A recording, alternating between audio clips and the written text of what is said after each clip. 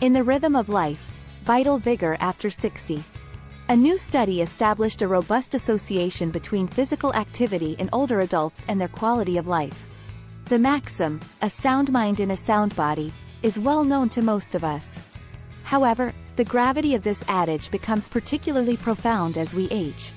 This study, involving nearly 1,500 adults aged 60 and above, found that the level of physical activity corresponded directly to their quality of life.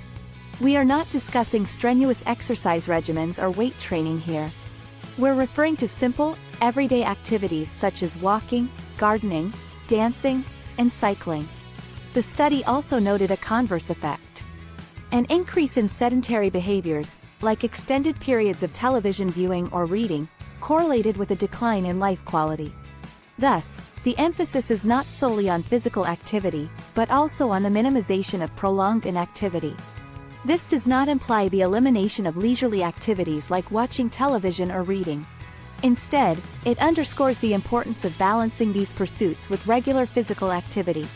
Remember, physical activity serves as an excellent preventive measure, reducing the risk of a plethora of health conditions including heart disease, stroke, diabetes, and even cancer.